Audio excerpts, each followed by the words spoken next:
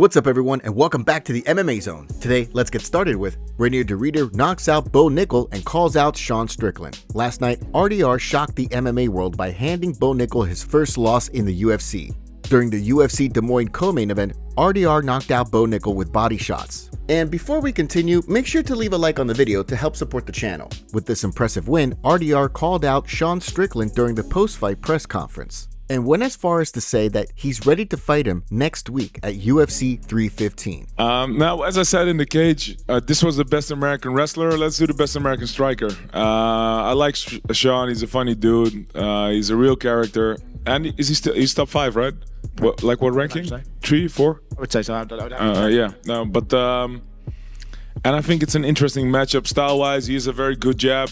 I don't think my jab is too bad. Yeah.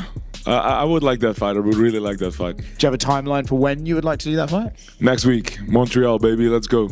Would you be interested in seeing RDR versus Sean Strickland next? Or do you want to see the Sean Strickland versus Israel Adesanya rematch instead? As for Bo Nickal, the MMA world was not impressed by his performance, and they said this. People talk about Bo Nickal like he's some prospect developing at a rapid pace. He's 29, barely fights, and has shown zero improvements since fighting cans on pay-per-view openers. It's Bover.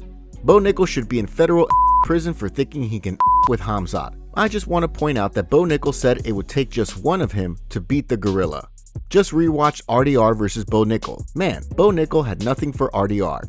It all started with Bo pulling a guillotine and getting on his back in the first round. RDR has slick clinch work, good knees up the middle, and good finishing instinct. The wrestling world has taken a hit today. Keep your head up, Bo Nickal. This is not the end. I got finished by Demetrius Johnson with a similar body shot, and I went on to avenge that loss and become champion. You are capable of doing the same. Get back on your horse, brother. Everyone's slating Bo Nickal as if he hasn't just fought the now 20-2 RDR, former 1-2-weight champion with his only losses coming from Malikan, current 1-2-weight champion and former 3-weight champion in his 8th MMA fight. You guys are crazy. Della Maddalena accepts fight with Islam Makhachev.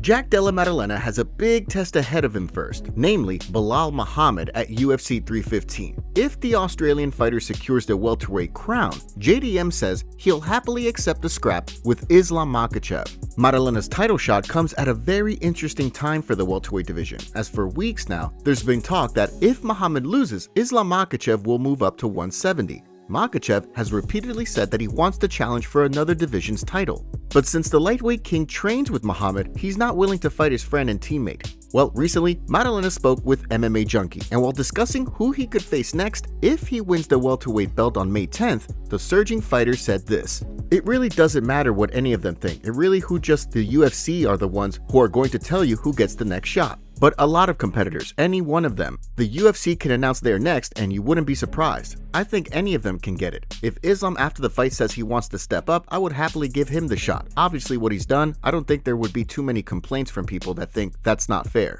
Hopefully we can do it kind of soon. I think they've got the card in Australia coming up. Obviously not looking past Belal, but would love to fight in Australia. Could some fans or fighters complain if Makhachev gets tapped for a welterweight title shot? It is possible, but really, when you consider many believe he's the best pound-for-pound fighter in the world, you would think that the majority of fans would be on board with this. Speaking of Makhachev, recently he greeted former boxer Magomed Abdulsalamonov at the airport, who was returning to Dagestan for the first time since he was paralyzed after his only career defeat in 2013.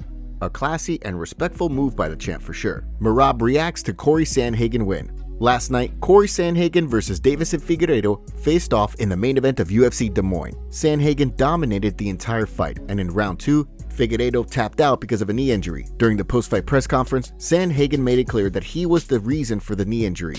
Yeah, I mean, it was like a pop submission, you know, it was like, the position's called 50-50. If you don't know how to play 50-50, you're gonna pop your knee. I spun under, I went for a backside 50-50, it didn't hit. He got on top. I sat up really hard just to get on top. And if I sit up hard and you don't sit back, your knee is going to pop. It happened to TJ when I did that to him. It happened to Figgy. I heard it click really loud. So that wasn't like an accidental thing. That was like a, hey, Figgy, you're either going to sit down on your butt or we're popping your knee. Merab reacted to the fight. Good job, Cory. Let's go. Congratulations, my friend. Great job. As for what's next for Sandhagen, He's been asking for the winner of Sean O'Malley versus Merab. According to Mike Bond, he postponed his honeymoon to attend UFC 316. While we're on the topic of Merab, check out this crazy training clip he posted.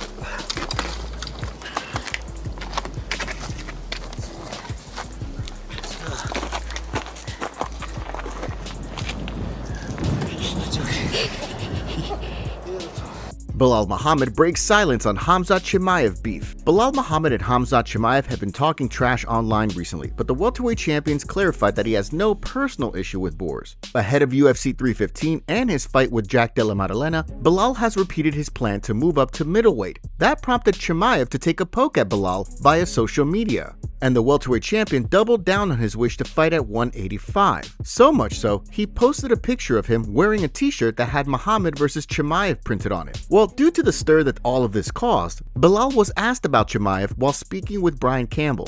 The Chicago-based fighter proceeded to relay that his willingness to fight Chimaev is all about proving he's the best. Khamzat likes to talk, he likes to chatter, he likes to put his name in the mix. And I'm going to respond. I want all the smoke, right? I want to fight the best guys in the world. When he was at 170, I was asking for him. I wanted to fight him. And it wasn't personal. It was like, I want to challenge myself. I want to show you guys that I'm the best guy. Whenever you talk about the best guys, best fighters in the UFC right now, my name needs to be at the top of the list. It would be interesting to see how a fight between Muhammad and Chimaev plays out, but at this point, a fight between the two seems like a ways off. Belal has yet to defend the welterweight title, so even if he wins at UFC 315, it would be shocking if the promotion tapped him for a shot at the middleweight crown. Further, there are plenty of contenders at 170, like Shavkat Rakhmonov, Ian Machado Gary, and Sean Brady. And of course, Chimaev still needs to face and defeat the current middleweight king, Dricus du Plessis. But if these two were to fight, who do you see winning it?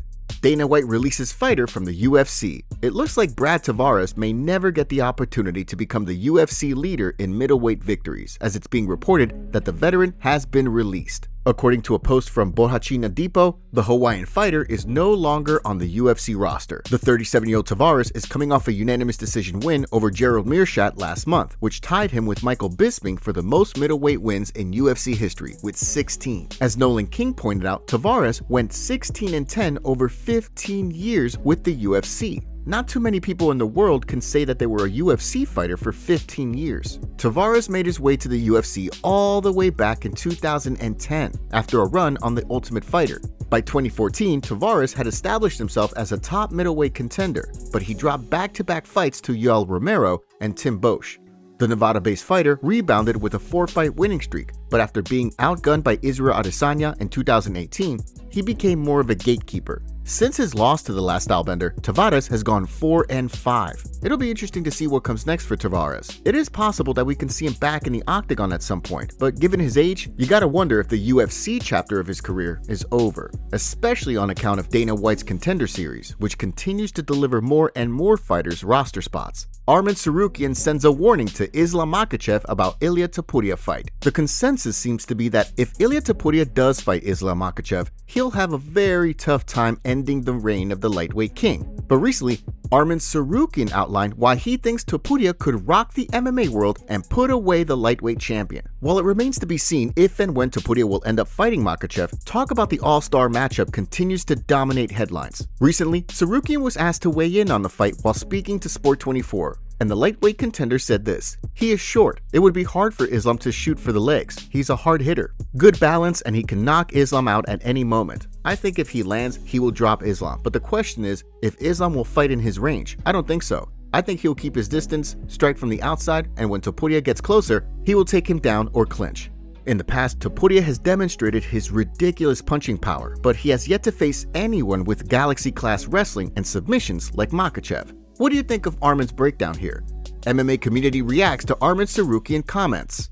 Now, in the same interview, Tsarukyan also reported that he was offered a fight with Mateusz Gamrot, a fight that he turned down. Not only that, Tsarukyan reportedly called the offer disrespectful, since Gamrot is ranked multiple spots lower than him. Well, it wasn't long before the MMA world was reacting to Tsarukyan's interesting but fiery comments.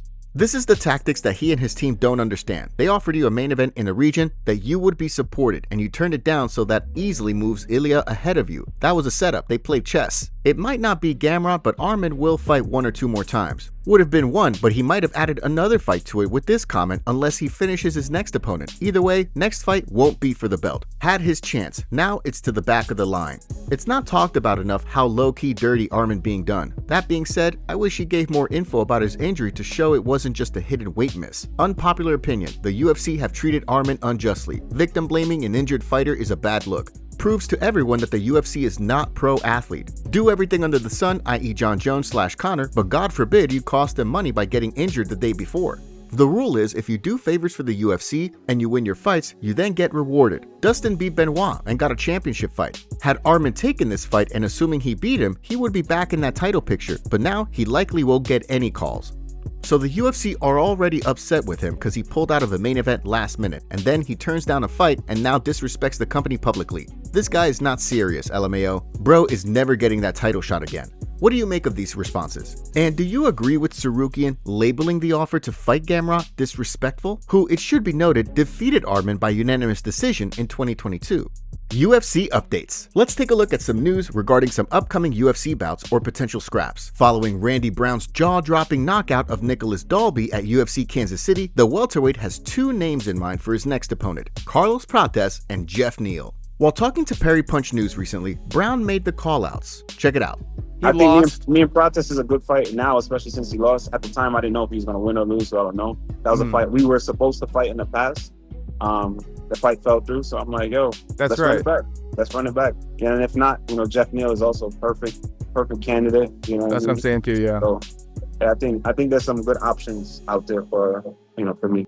On paper, there's tons to like with both of these matchups for sure. Neal is coming off a TKO win over Rafael dos Anjos due to injury and is currently ranked number 10. Prates, meanwhile, is sitting in the number 13 spot now, following his loss to Ian Machado Gary. Alex Pereira continues to spend time in Japan, and the former light heavyweight champion is also spending some time training in sumo.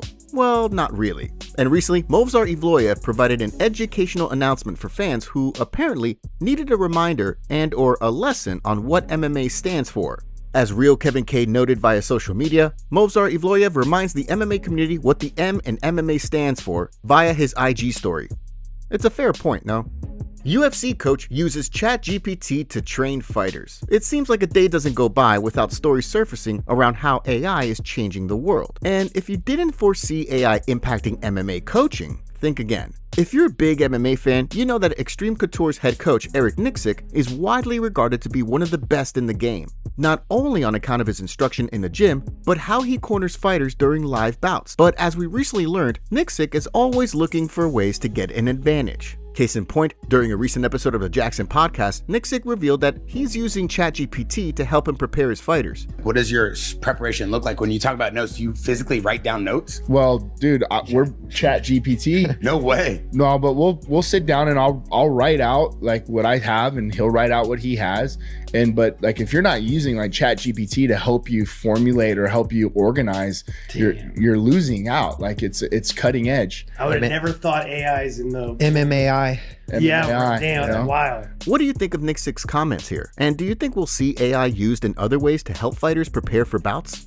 UFC fighter pulls out of UFC 315 main card. Yesterday, a user on X that goes by Magic M MMA Bets reported that it looked like Joel Alvarez will not be able to fight Benoit Saint-Denis as scheduled at UFC 315 due to an injury. We have a favor to ask. Help us reach 200,000 subscribers on MMA Zone by subscribing and turning on notifications for daily MMA content. Seriously, we rarely miss a day. Well, today it was confirmed and Joel released a statement on Instagram. He said, "Hey there everyone, I'm out of my fight at UFC 315 due to a hand injury that leaves me unable to start punching for 3 weeks. It's not the lightweight waist I wanted, but it's the one there is. There are many factors that are not in our hand and we cannot control. Camp had been perfect so far. We will be back this year reformed and with a different focus. Thank you very much to everyone always for the support. You're the best." Joel Alvarez had been booked for the fight after winning 3 straight.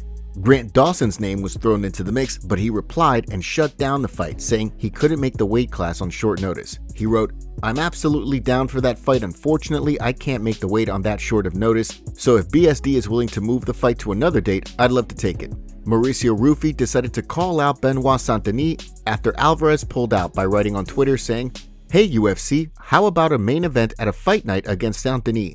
Do you want to see BSD take on Mauricio Rufy? Or who should step in to replace Alvarez? With Gilbert Burns versus Michael Morales, and now this fight off the main card, what are your thoughts on UFC 315? Let us know in the comments below.